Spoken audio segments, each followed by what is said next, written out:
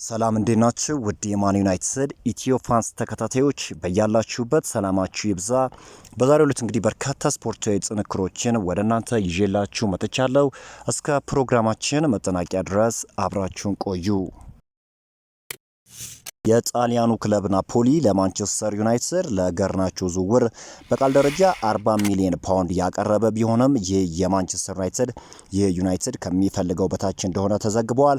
የማንቸስተር ዩናይትድ ሰዎች ከገርናቾ ዝውውር 60 ሚሊዮን ፓውንድ ይፈልጋሉ። ነገር ግን 55 ሚሊዮን ፓውንድ ናፖሊዎች ካቀረቡ ምናልባትም ስምምነቱ ሊሳካ እንደሚችል እንግዲህ ቤንቻኮብ ዘግቧል። እንግዲህ የተጫዋቹ ዝውውር በተመለከተ ተጫዋቹ እንግዲህ ወደ ምዕራብ ለንደኑ ክለብ ቼልሲ የማምራት ፍላጎት እንዳለው ከዚህ በፊት እንግዲህ አሳውቆ ነበር። ነገር ግን ዛሬ የሚወጡ መረጃዎች ናፖሊዎች በተጫዋቹ ላይ ያላቸው ፍላጎት እጅግ እንደጨመረ ተገልጿል። ተጫዋቹም እንግዲህ ወደ አዲስ ክለብ የሚሄድ ፍላጎት እንዳለው ተገልጿል። ታዲያ ናፖሊዎች ተጫዋቹን ለማስፈረም ከፍተኛ የሆነ ድርድር ከማንቸስተር ዩናይትድ ጋር እያደረጉ እንደሆነ ነው እየተገለጸ የሚገኘው። ዴንማርካዊ ተጫዋች ራስመስ ሆይሉንድ በማንቸስተር ዩናይትድ ቤት ያለው የእስካሁን ቆይታ አመርቂ እንዳልነበረ የተረዳ ሲሆን ይህንንም ተከትሎ ተጫዋቹ በዚህ ክረምት ወደ ሴሪያው ክለብ ሊመለስ ነገሮችን እያጤነበት ነው ተብሏል። ኢንተር ሚላን የዴንማርካዊ አጥቂ ሁኔታ በቅርበት እየተከታተለ እንደሚገኝም ተገልጿል። ኢንተር ሚላኖች ተጫዋቹን ለማስፈረም ከማንቸስተር ዩናይትድ ጋር ድርድር እየጀመሩ ሲሆን ክለብ ታዲያ ተጫዋቹን በቅድሚያ በውሰት ውልና 45 ሚሊዮን ፓውንድ የመግዛት አማራጭ ባለው ስምምነት ለማስፈረም ጥረት ላይ መሆናቸው ተዘግበዋል። ማንቸስተር ዩናይትድ በበኩሉ ተጫዋቹን በቋሚ ውል መሸጥ እንደሚፈልግም ጋዜጣ ዴሎ ስፖርት ዘግበዋል። እንግዲህ የዚህን ተጫዋች ዝውውር በተመለከተ ኢንተር ሚላኖች በተጫዋቹ ላይ ያላቸው ፍላጎት እጅግ እንደጨመረ ነው እየተገለጸ የሚገኘው። ካሜሮናዊ ተጫዋች ብሪያን ምቤሞን ለማስፈረም እንግዲህ በትላንትናው ዕለት ማንቸስተር ዩናይትድ እንግዲህ 40 ሚሊዮን ፓውንድ ፕላስ 10 አዶንስ ለለንደኑ ክለብ ብሬንትፎርድ ማቅረቡን ዘግቤላችሁ ነበር። ታዲያ የለንደኑ ክለብ ብሬንትፎርድም ይህንን የዝውውር ጥያቄ ወዲያውኑ ነው እንግዲህ ብዙ ሳይቆይ ውድቅ አድርጎታል። እንግዲህ ዩናይትዶችም ዳግም ሁለተኛ ዙር ጥያቄ ለማቅረብ ዝግጁ መሆናቸው ታውቋል። ታማኙ ስካይ ስፖርት ነው ይህንን የዘገበው። ብሬንትፎርዶች እንደሚታወቀው የተጫዋቹን ዋጋ ከፍ ለማድረግ ውጥን አላቸው። ነገር ግን ማንቸስተር ዩናይትዶች በ60 ሚሊዮን ፓውንድ ተጫዋቹን የማግኘት እድል እንዳላቸው ነው እየተገለጸ የሚገኘው። እንግዲህ 40 ፕላስ 10 ነው ያቀረቡት። የሚያቀርቡትም እንግዲህ 50 ፕላስ 10 የማቅረብ ፍላጎት እንዳላቸው ነው እየተገለጸ የሚገኘው። በክለቦቹ መካከል እንግዲህ በቅርቡ ስምምነት እንደሚደረስም በርካታ ታማኝ ምንጮች ዴቪድ ኦርስተንን ጨምሮ ፋብሪዚዮ ሮማኖ ይህ ስምምነት በቅርቡ እንደሚፈጸም ነው እየገለጹ የሚገኙት። ማንቸስተር ዩናይትድም እንግዲህ በቀጣይ ከብራዚላዊ ተጫዋች ማቲያስ ኩኒያ ቀጥሎ የብሬንትፎርዱን ተጫዋች ብሪያን ምቤሞን በቅርቡ የግል ንብረታቸው እንደሚያደርጉ ነው እየተገለጸ የሚገኘው። ሳውዲው ክለብ አል ሂላል በማንቸስተር ዩናይትድ ሲፈለግ የነበረውን አጥቂ ቪክተር ኦሽሜን ዝውውር ለናፖሊ ይፋዊ ጥያቄ አቅርበዋል። የአል ሂላል ጥያቄ 65 ሚሊዮን ዩሮ በመጀመሪያ የሚከፈልና 5 ሚሊዮን አዶንስ መልክ የሚከፈል የ70 ሚሊዮን ዩሮ ጥያቄ ሲሆን ቪክተር ኦሽሜን ከአል ሂላል ጋር በግል ጥቅማ ጥቅሞች ዙሪያ ድርድር ላይ መሆኑን ፋብሪዚዮ ሮማኖ አሳውቋል። እንግዲህ ተጫዋች በማንቸስተር ዩናይትድ የሚፈለግ ተጫዋች እንደሆነ ይታወቃል።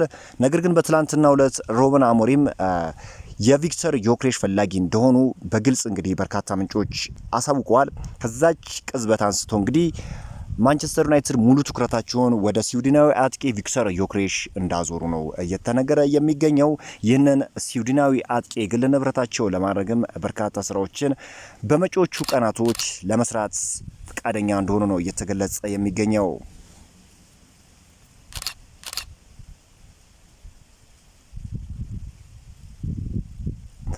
በማንቸስተር ዩናይትድ ውስጥ ያሉ ሰዎች ማኑኤል ኡጋርቴን ለሩበን አሞሪም ያጫወት ስልት ሁነኛ ሰው እንደሆነ ያምናሉ ተብሏል። ተጫዋቹ እንግዲህ በቀጣዩ የውድድር ዓመት በመሃል ክፍሉ ላይ ቁጥር 1 ተመራጭ እንደሚሆንም ይጠበቃል። ዘንድሮ የውድድር ዓመት እንኳን በጣም ጥሩ የሚባል ጊዜን ከማንቸስተር ዩናይትድ ጋር እያሳለፈ ይገኛል። አዎ ከተጫዋቹ ጋር የሚነሱ አንዳንድ ጥያቄዎች አሉ።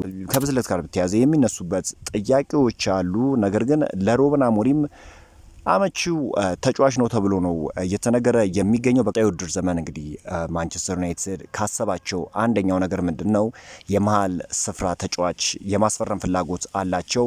በዝውውር ሊስታቸው ውስጥ ካስገቡት የመሃል ተጫዋች ዋነኛው ደግሞ የአትላንታው የመሃል ስፍራ ተጫዋች ኤደርሰን መሆኑ ይታወቃል። ከብራዚላዊ ተጫዋች ኤደርሰን ጋር እንግዲህ ይህንን ኡራጋዊ ተጫዋች የማጣመር ፍላጎት እንዳላቸው ነው እየተገለጸ የሚገኘው።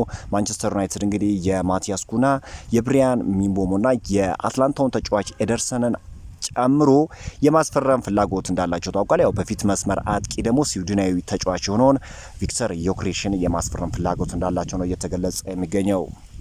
ዘ አትሌቲክስ እየዘገበ እንደሚገኘው እንግዲህ ማንቸስተር ዩናይትድ ከገርናቾ ከእንግሊዛዊ ተጫዋች ማርከስ ራሽፎርድ እና ከብራዚላዊ ተጫዋች አንቶኒ ሽያጭ የሚያገኙትን ገንዘብ በፊት መስመር አጥቂና በ8 ቁጥር አማካይ ላይ ለማዋል እቅድ ይዘዋል። የመጀመሪያ እቅዳቸው እንግዲህ የካሜሩናዊ ተጫዋች ብሪያን ሚንቦሞን ዝውውር መጨረስ ነው በመጪዎቹ ቀናቶች ውስጥ።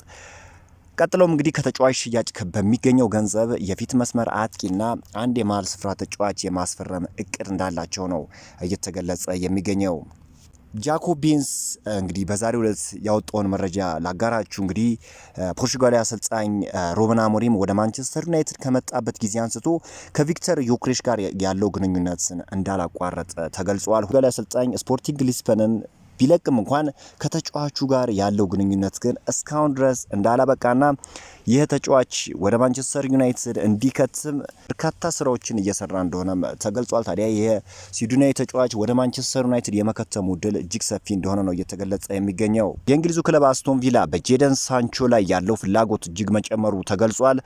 ከአስቶን ቪላ በተጨማሪ እንግዲህ ተጫዋቹን በዋነኝነት ጋላታሳራይ እየተፈለገ ይገኛል። ታዲያ አስቶን ቪላዎችም ልክ እንደ ማርከስ ራሽፎርድ ሁሉ ይህንን እንግሊዛዊ ተጫዋች የግላቸው ለማድረግ በርካታ ስራዎችን ለመስራት ከወዲሁ ዝግጁ መሆናቸው ተገልጿል። ከጋላታሳራይ በተጨማሪ እንግዲህ የእንግሊዙ ክለብ አስቶን ቪላም በተጫዋቹ ላይ ያለውን ፍላጎት የተገለጸ ሲሆን ከዚህ በፊት እንደጠቆምኳችሁ የእንግሊዛዊ ተጫዋች ፕሪሚየር ሊጉ የመቆየት ፍላጎት እንዳለው አሳውቂያችሁ ነበርና ይሄ ደግሞ ለሱ ጥሩ የሚባል አጋጣሚ ነው። አስቶን ቪላዎች ጥያቄ የሚያቀርቡ ከሆነ እና ደግሞ በግል ጥቅማ ጥቅም ዙሪያ ከስምምነት መድረስ የሚችሉ ከሆነ ተጫዋቹን የግላቸው ለማድረግ በክረምቱ የዝውውር መስኮት ከማንቸስተር ዩናይትድ ጋር ላቅ ያለ ድርድር እንደሚያደርጉም እየተዘገበ ይገኛል። ውድ የዚህ ቻናል ተከታታዮች በአዳዲስ መረጃዎች በነገው ዕለትም እንገናኛለን። ለዛሬው የነበሩት መረጃዎች ይህን ይመስላሉ። በአዳዲስ መረጃዎች እስከነገናኝ ድረስ መልካም ሁሉ ተመኘው።